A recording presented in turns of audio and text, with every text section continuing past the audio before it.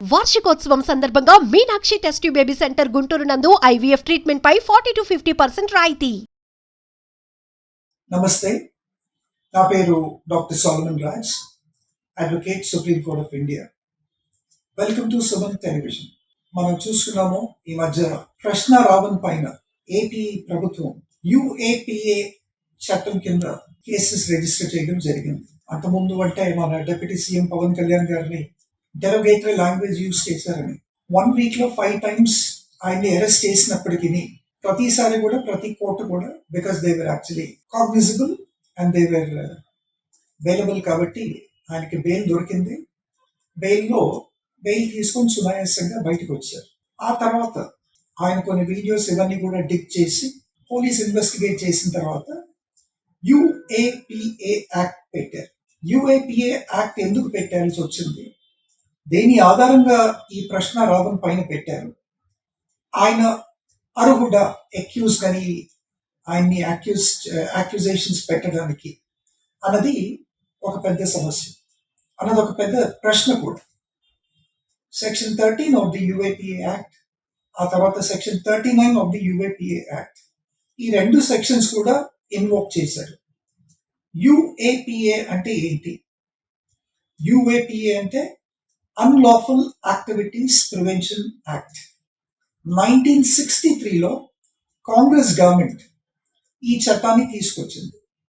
Primarily UAPA unlawful activities prevention act వచ్చేసి దీని core constitution ఎందుకు జరిగింది అంటే టు ప్రివెంట్ టెర్రరిజంని ప్రివెంట్ చేయడానికి యుఏపిఏ అనేది ఒక యాంటీ టెర్రర్ లా అని కూడా మనం చెప్పుకోవచ్చు. అంతకుముందు మనం టాడా అన్న కేసెస్ కూడా చూసాం. టాడా కూడా ఉండింది. The state of Maharashtra, Sanjay Dutt గారు రినౌండ్ యాక్టర్ టాడా కింద బుక్ అయ్యారు. తర్వాత అబు సలీం వీళ్ళంతా కూడా టాడా కింద బుక్ అయ్యారు. దావుద్ ఇబ్రాహిం వీళ్ళంతా కూడా టాడా కింద బుక్ అయ్యారు. వీళ్ళందరినీ టాడాలో ఎందుకు బుక్ చేశారంటే because they were disrupting the sovereignty of India, they were disrupting the secularism of India, they were disrupting the peace of India by indulging and involving into terror activities. సిమిలర్గా 1963లోనే UAPA act వచ్చింది. ఈ UAPA act కింద ఈ ప్రశ్న రావణ్ని book చేశారు. ప్రశ్న Raavan UAPA act కింద book అవ్వడానికి యాక్చువల్లీ రీజన్స్ ఏంటి అంటే దేని ఆధారంగా పోలీస్ యాక్చువల్లీ ఇన్వెస్టిగేట్ చేసి యుఏపిఏ యాక్ట్ కింద ఆయన్ని ఎఫ్ఐఆర్ రిజిస్టర్ చేసిందని చూసుకుంటే అది కూడా సెక్షన్ 13 అండ్ సెక్షన్ 39. ఏంటి అంటే he was actually propagating certain band CPI Maoist ideology. మెయిన్గా ఇక్కడ యాక్చువల్లీ పోలీస్ ఆంధ్ర పోలీస్ ఏమంటుందంటే యుఏపిఏ చట్టం ఎందుకు పెట్టాల్సి వచ్చిందంటే ఈ ప్రశ్న రావణ్ అనే వ్యక్తి ఒకటి he was advocating the band CPI ideology, the band Maoist ideology. దాని తర్వాత he was actually supporting the band Maoist ideology. కాబట్టి ఈ చట్టం పెట్టాల్సి వచ్చింది అని చెప్పి కూడా ఆంధ్ర పోలీస్ వారు అయితే చెప్తున్నారు. ఇప్పుడు దీని మీద ఎన్నో ప్రశ్నలు వచ్చినాయి.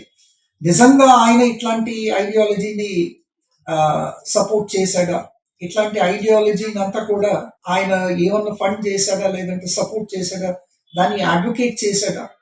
దాని తర్వాత యుఏపిఏ చట్టం దేని మీద పెడతారు అంటే యుఏపిఏ చట్టం ఎవరి మీద వర్తిస్తుంది అంటే the people who advocate, the people who promote anti terrorism laws against UAPA చట్టం తెచ్చారు. కాబట్టి ఈ ఎవరైతే ఈ టెర్రరిజంని ప్రోత్సహిస్తారో, ఎవరైతే ఈ మావోయిస్ట్ ఐడియాలజీని ప్రోత్సహిస్తారో వీళ్ళందరి పైన కూడా యూపీఏ చట్టం అనేది వర్తిస్తుంది. కాబట్టి ఇప్పుడు ప్రశ్న రావణ్ది చూసుకుంటే మనం కొన్ని వీడియోస్లో he was dressed up like a Maoist, scarf ఇదంతా కూడా వేసుకొని, సో తర్వాత ఇన్సైటింగ్ స్పీచెస్ ఇవ్వడం, తర్వాత ఇన్స్టిగేటింగ్ స్పీచెస్ ఇవ్వటం, ఇవన్నీ కూడా యుఏపిఏ కింద వస్తుంది. దళిత్ క్రిస్టియన్ సభ ఏదైతే పెట్టారో జడా శ్రావణ్ గారు, ఆ మీటింగ్లో he gave certain inciting speeches అని చెప్పి కూడా there is a version of the police. కాబట్టి యుఏపిఏ చట్టం అనేది ఈ ప్రశ్న రావణ్ పైన పెట్టాల్సి వచ్చింది. We had to register. ఈ యుఏపిఏ యాక్ట్ ఒక పర్టికులర్ పర్సన్ పైన అయినా లేదంటే ఒక ఆర్గనైజేషన్ పైన అయినా ఇట్లాంటి కేసెస్ రిజిస్టర్ చేయొచ్చండి. Before the amendment of UAPA act in the year 2019, it was applicable only to the organizations. 2019 amendment of the UAPA Act వచ్చిన తర్వాత the state and the central governments, the union governments, has the right to designate a UAPA Act either on an individual or the organizations. So ఆ 2019 amendment ని తీసుకొని ఈ individual అయిన కృష్ణారావన్ పైన వీళ్ళు పెట్టడం జరిగింది. తర్వాత సెక్షన్ 39 ఎందుకు అంటే that he was providing support to designated organizations. Now the onus lies on the Andhra police to prove as to which kind of organizations did Krishna Ravan support and what are these designated organizations. One question actually stands before the police, which they have to prove before the courts. And ఈ general law and order police ఈ act తో deal చేయగలదా అని మనం ఒక ప్రశ్న వేసుకున్నట్టయితే, UAPA act can not be investigated by the law and order police or even the CBI. ఎవరి మీదైతే యుఏపిఎం చట్టం ప్రకారం కేసులు కడతారో ఆ యుఏపిఏని ఇన్వెస్టిగేట్ చేసేది ఎన్ఐఏ మాత్రమే. ఎందుకంటే ఇంత చెప్పుకున్నట్టు it's anti terror law. The primary and the core goal of UAPA Act is to prevent terrorism. So, National Investigative Agency is the only investigative agency which can actually investigate such matters. No other law and order police or no other investigative agency has got any right or whatsoever authority to, investigate such matters. ఆ తర్వాత UAPA చట్టం ఎందుకు వర్తిస్తుంది, ఎవరిపైన వర్తిస్తుంది అంటే, మనం కనుక దాన్ని చూసుకున్నట్టయితే సెక్షన్ 13 ఏదైతే పెట్టారో రావణ్ పైన, ఈ సెక్షన్ 13 ఏంటి అంటే, unlawful activity engaging or disrupting the sovereignty and integrity of the nation of India.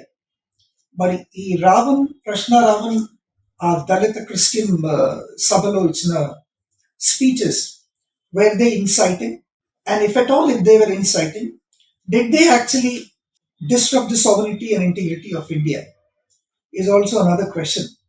So, ikkada ఆయన speeches వల్ల did he engage in a terror activity or did his speech disrupt the sovereignty and integrity of India? Another, it's also a question. Again, the onus lies on the police to prove it before the NIA. Before the NIA special courts. ఆ తర్వాత disruption of sovereignty of India అంటే ఏంటి? ఈ disruption of sovereignty of India ఇది చూసుకున్నట్టయితే దీంట్లో మరి primarily రెండు చక్కటి డెఫినేషన్స్ అండి. ఒకటేంటి అంటే, if anybody talks about secession movement. Secession movement అంటే ఏంటి అంటే, for example, from the part of India, ఏ స్టేట్ నైనా లేదంటే ఎనీ పార్ట్ ఆఫ్ ఇండియాని సెపరేట్ చేయాలి అన్న ఒక డిమాండ్ పెడితే, for example Jammu and Kashmir is the best example.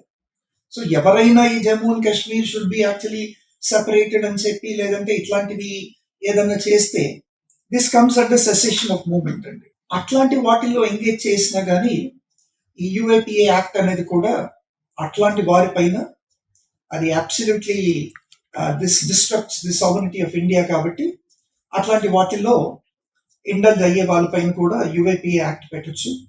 దాని తర్వాత ఎవరైనా if they question the territory, ఇప్పుడు టెరిటోరియల్ బౌండరీస్ ఉన్నాయి కదా, ఈ ఇండియాలో ఉన్న టెరిటోరియల్ బౌండరీస్ పైన ఎవరైనా క్వశ్చన్ చేసినా, వాటిపైన మ్యాప్స్ కానీ ఏమైనా పబ్లిష్ చేసినా, వాటిని ఇప్పుడున్న ఇండియన్ టోపోగ్రఫీని డివైడ్ చేసిన, దానిపైన ఏదైనా లిటరేచర్ ప్రింట్ చేసిన, లేదంటే అట్లాంటి వాటి మీద అట్లాంటి సబ్జెక్ట్ పైన ఏదైనా స్టేట్మెంట్ చేసినా కానీ it will amount to the disruption of the sovereignty and also the integrity of the nation of India. దాని తర్వాత inciting disaffection, government of India against ఎవరైనా ఇన్సైటింగ్ స్టేట్మెంట్స్ కానీ ఇన్సైటింగ్ స్పీచెస్ కానీ లేదంటే గవర్నమెంట్ అగెయిన్స్ట్ ఒక hatred పుట్టించే statements ఇచ్చినా కానీ it amounts to disruption of sovereignty and integrity of the nation of India as per the Unlawful Activity Prevention Act. So అందుకని ఇక్కడ ప్రైమరీలీ కృష్ణారామన్ పైన ఈ కేసెస్ ఎందుకు కట్టాల్సి వచ్చిందంటే ఆ ఇచ్చిన speeches the government of AP, the police of AP, the administration of AP has seen that all his speeches have been actually disrupting the sovereignty, of course, of the state of AP. కాబట్టి section 13 ఆ తర్వాత section 39 of the UAPA act అనేది పెట్టారు. మరి ఈ UAPA act section 13 కి 39 కి bail possible, unlike other criminal cases వీటికి బెయిల్ పాసిబుల్ అంటే బెయిల్ ఇస్ క్వైట్ డిఫికల్ట్ అండి. Bail again is the discretion of the judicial officer who is sitting there and bail is very very difficult.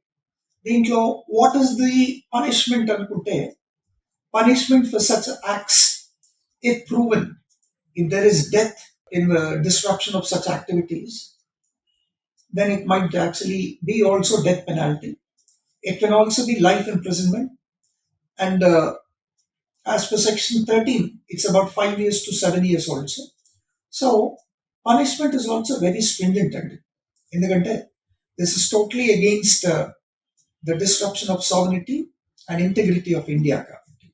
So let us wait and see what happens in this case. Thank you.